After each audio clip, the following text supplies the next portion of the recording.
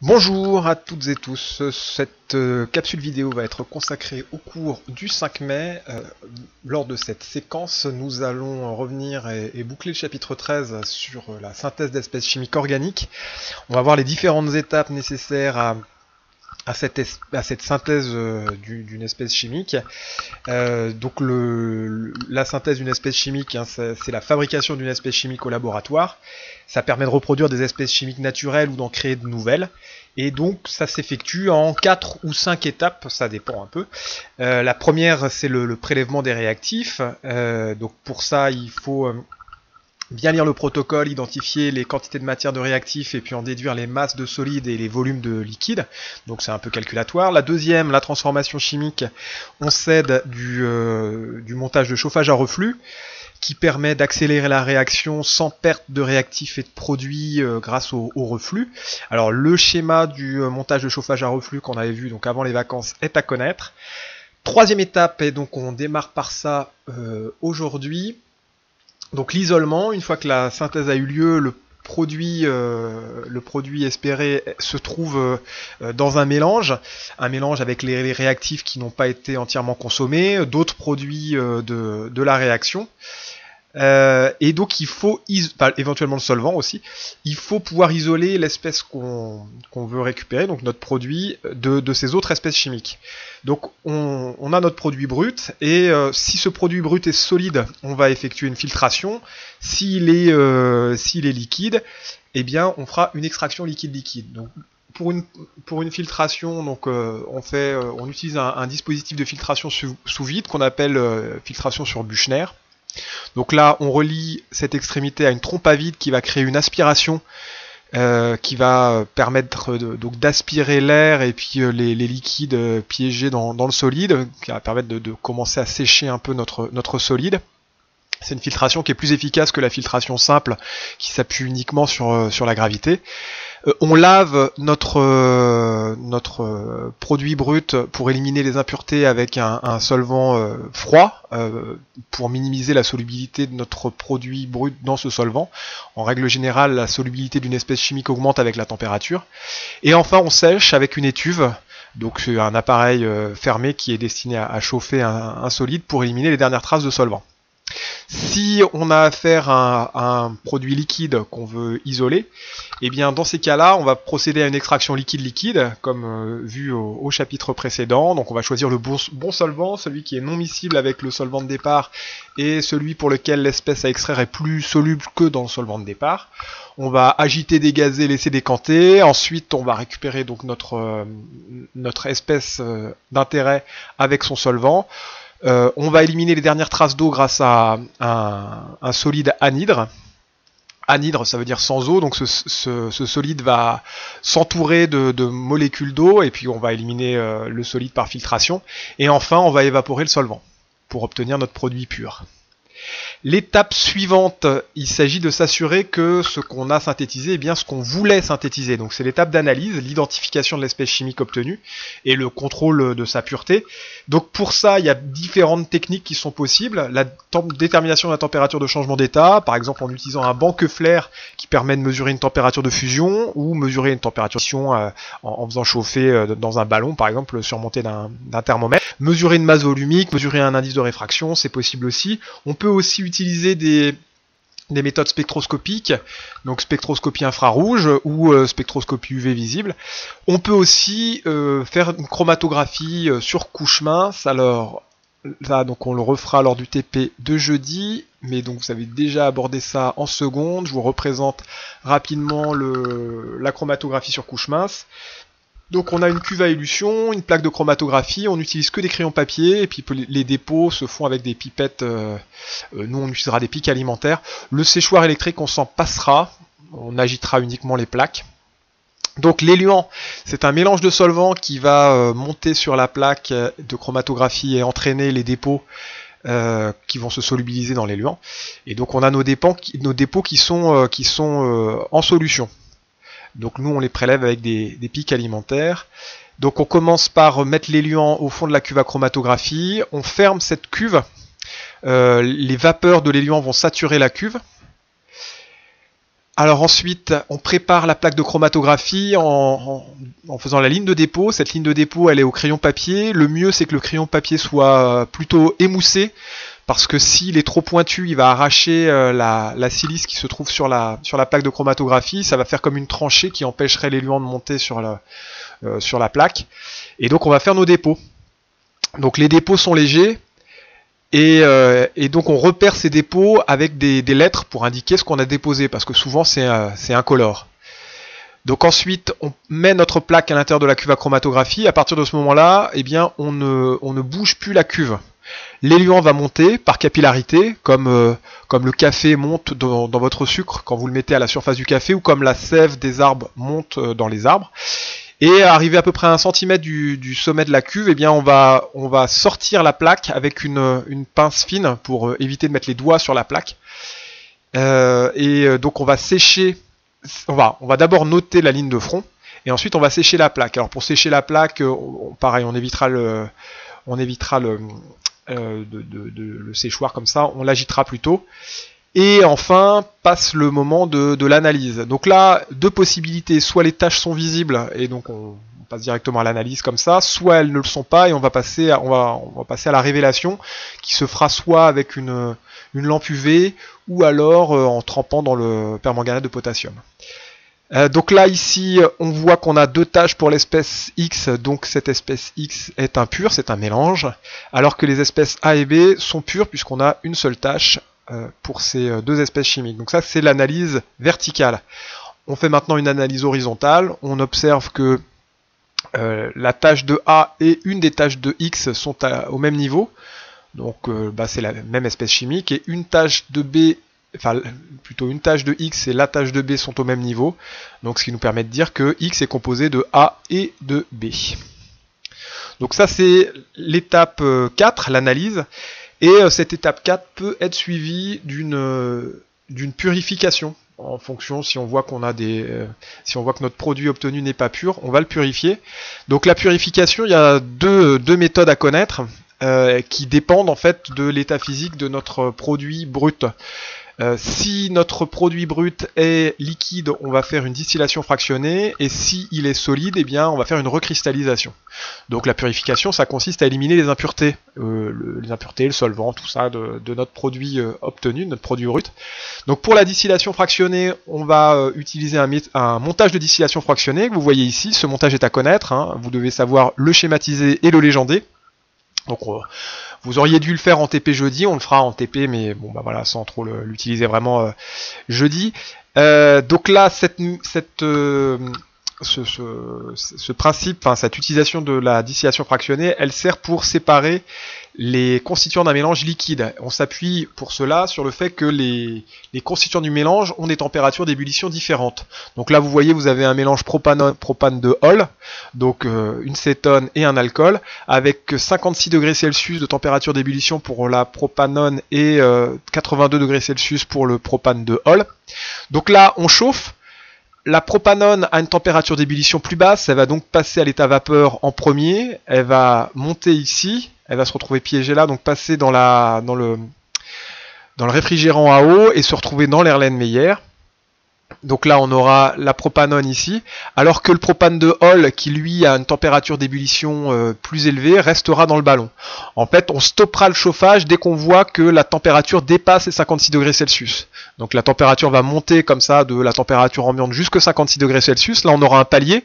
Le palier correspondra au passage de la propanone ici dans le réfrigérant à eau. Dès que la température monte au-dessus de 56, on stoppe tout de suite le chauffage. Sinon, ce qui se passerait, c'est que le propane de Hall passerait aussi à l'état vapeur et on le récupérerait dans l'Erlenmeyer, et donc là on aurait tout à recommencer puisqu'on n'aurait pas séparé les constituants de notre mélange.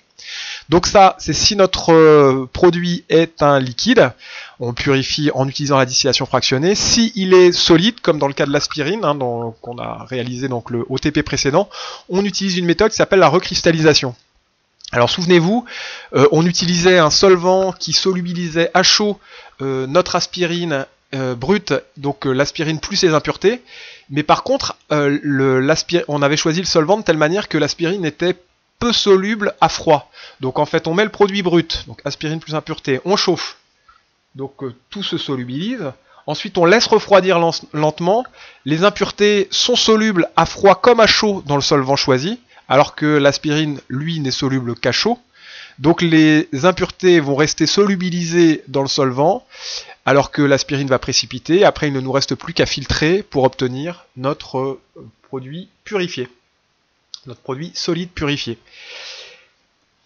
Alors, dernière chose, le rendement. Donc, quand on a obtenu notre produit purifié, on va déterminer le rendement de la synthèse en calculant la quantité de matière obtenue divisée par la quantité de matière maximale qu'on pouvait espérer obtenir. Donc cette quantité de matière maximale, on considère que la réaction est totale, et donc là on fait un tableau d'avancement en considérant Xmax, et on trouve la quantité de matière théorique obtenue.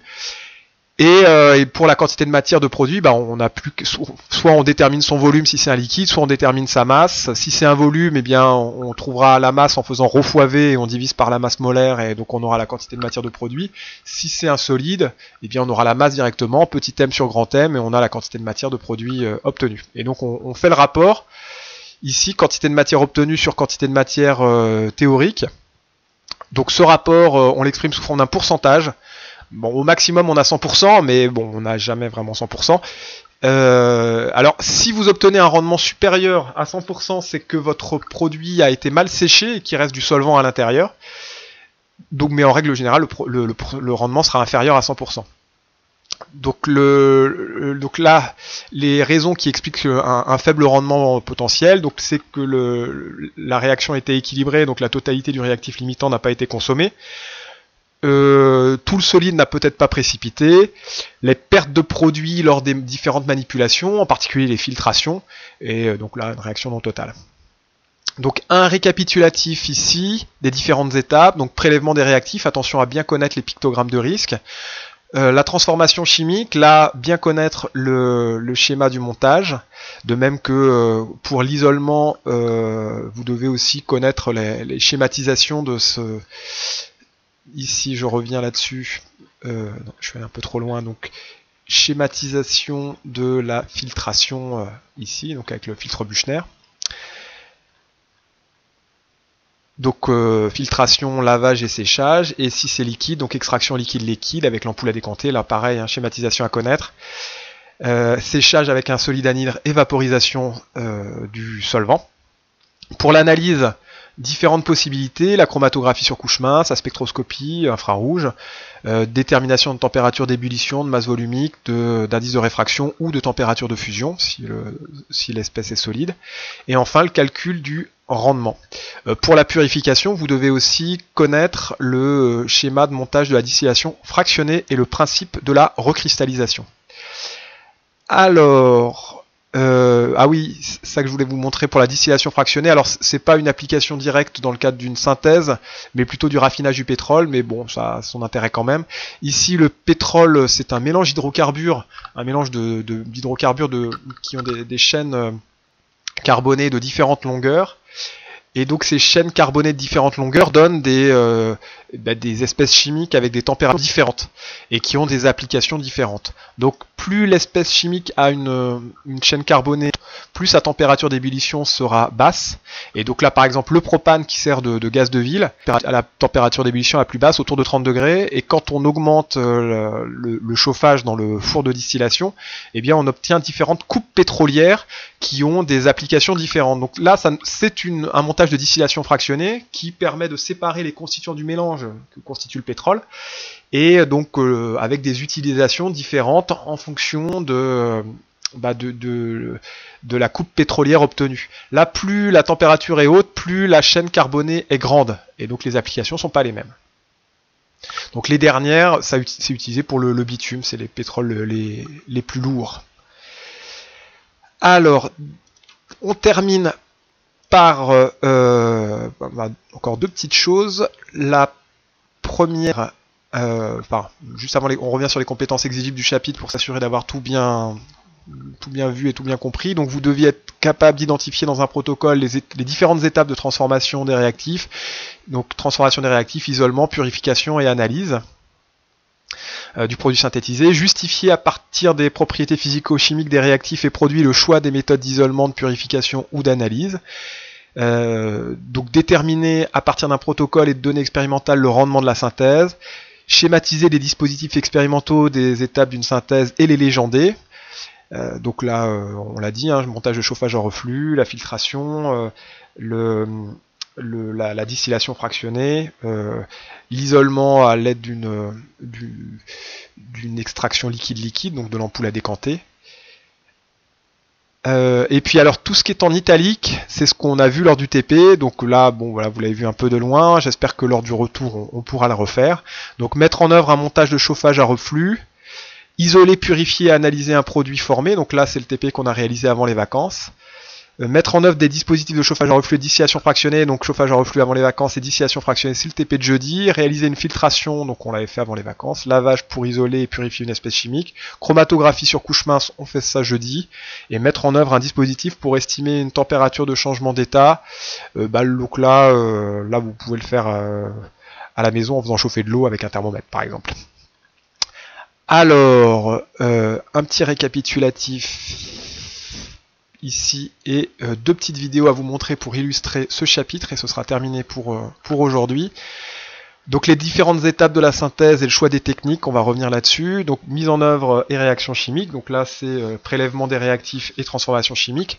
Extraction et récupération de l'espèce chimique synthétisée, c'est donc l'isolement. Purification de l'espèce synthétisée et donc avec la méthode de recristallisation ou de distillation fractionnée et analyse de l'espèce chimique synthétisée. Le calcul du rendement, c'est important aussi. Donc montage de chauffage à reflux. On augmente la température, ce qui est un facteur cinétique, ce qui accélère la réaction, mais sans perte, grâce au réfrigérant à boule. Donc là, l'extraction liquide-liquide qui permet d'isoler le produit liquide, ou alors la filtration s'il est solide, le séchage de la phase organique, c'est important aussi. La méthode de purification, si c'est liquide, distillation fractionnée, si c'est solide, recristallisation, avec le choix du solvant qui est important. Il faut qu'il solubilise à chaud et à froid les impuretés, mais qu'il ne solubilise qu'à chaud notre produit d'intérêt. Pour les choix de techniques d'analyse, donc chromatographie sur couche mince, analyse spectroscopique, température de changement d'état, ici. Et donc pour terminer, deux vidéos que je vais vous montrer maintenant, qui illustrent ce chapitre. Là, on va démarrer. C'est au fil de ces expériences heureuses et malheureuses que l'homme a constaté les effets très variables provoqués par l'ingestion de substances naturelles. Au début des années 60, alors que le développement du cancer préoccupe l'humanité, des équipes de scientifiques cherchent parmi des milliers de fiches d'eau une substance capable d'enrayer la maladie. Le Taxol, un extrait de l'if, se révélait être un poison efficace contre les cellules cancéreuses. Mais pour quelques doses de médicaments, bien trop d'arbres doivent être abattus, et les scientifiques sont à nouveau mis en défi. L'idée fort astucieuse est d'imiter la nature, de créer des molécules synthétiques. D'abord, les chercheurs isolent dans des extraits de l'arbre la molécule active et examinent son mécanisme d'action. Ensuite, ils s'attellent à reproduire artificiellement sa structure, éliminent l'inutile, gardent l'essentiel. Enfin, la molécule est brevetée, la marque déposée et le médicament commercialisé. Aujourd'hui, l'immense majorité des médicaments d'origine synthétique, mais 40% d'entre eux sont encore inspirés par des molécules naturelles.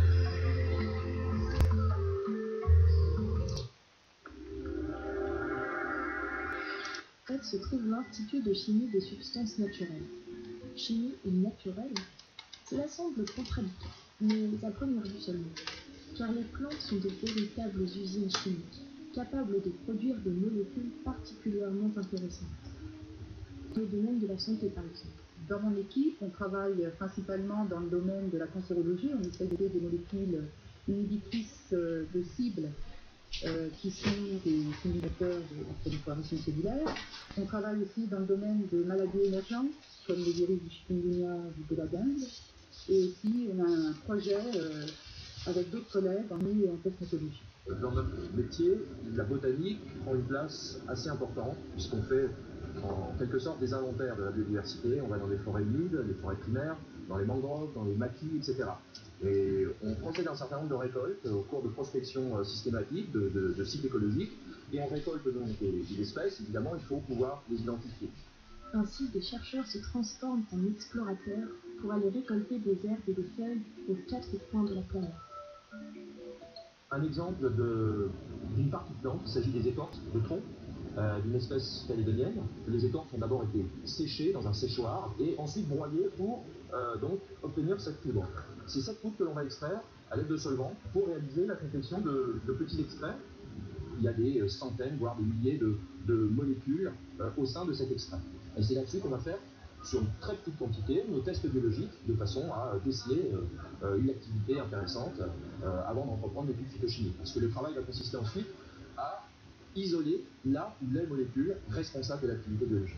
Et une fois qu'on a obtenu la molécule pure, on va la caractériser au moyen de méthodes spectroscopiques assez lourdes, comme la RMN, comme la spectrométrie de masse, de façon à déterminer la structure de la molécule, précisément le nombre d'atomes de carbone, comment ils sont agencés dans l'espace, etc.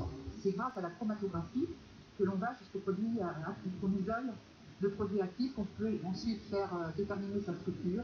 C'est vraiment chercher une aiguille dans une meule de foin, sauf qu'on a les outils pour aller chercher l'aiguille.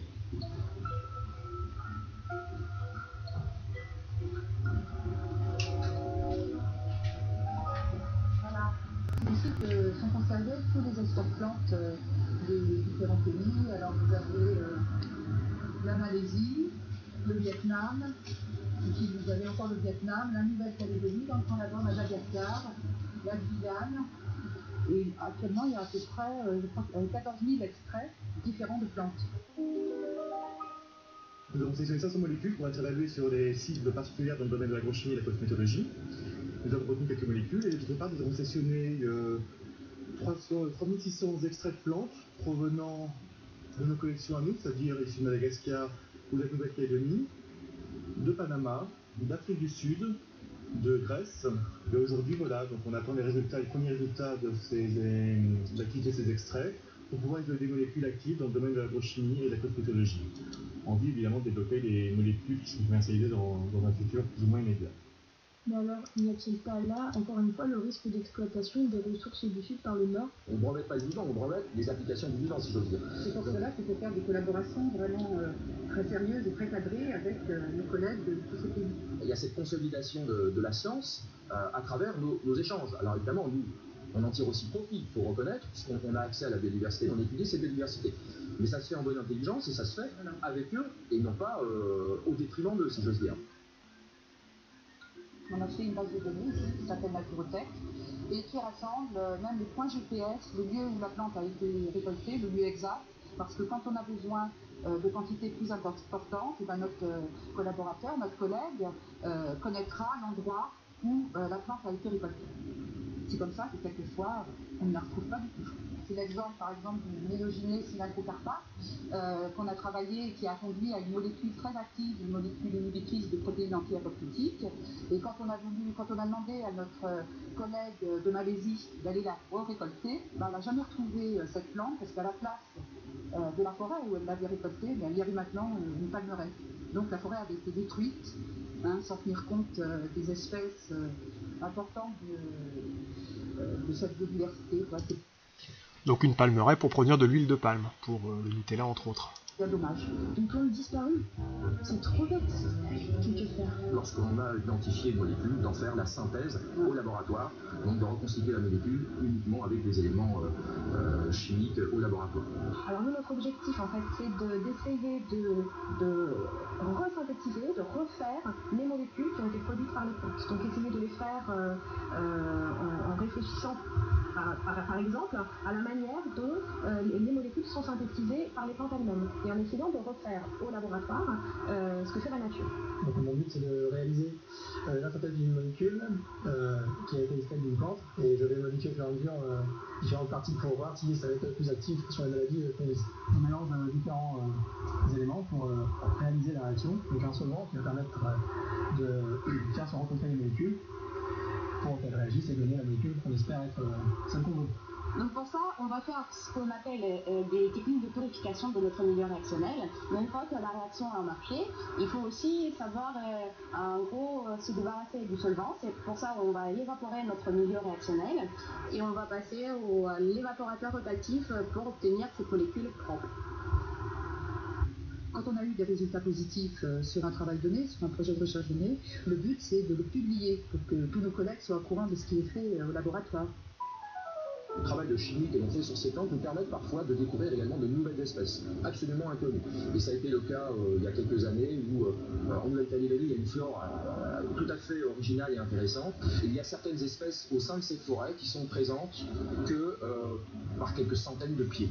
Et on a trouvé dans une de ces plantes des molécules qui peuvent avoir une activité sur le virus du chikungunya. Vous savez, cette infection qui a sévi dans l'île de la Réunion. Pour l'instant, il n'y a pas de traitement. On est sur ces problématiques antivirales, anti-infectieuses. Et dans cette plante, on a trouvé une molécule. Alors, on en est au stade tout à fait préliminaire. Il ne faut pas non plus. Il faut dire aussi que cette molécule a une structure vraiment très complexe et qu'il ne sera pas du tout simple d'en faire la synthèse. Voilà. Mais on va essayer. Voilà. Il y a des tas d'espèces qui sont pas encore connues, qui peuvent disparaître et on ne les connaîtra jamais. On peut trouver non seulement des belles molécules dedans avec des activités particulières, mais faire disparaître des espèces non connues, c'est une sorte de crime, non ? En conclusion, si vous voulez préserver votre santé, il est conseillé de prendre soin de la biodiversité.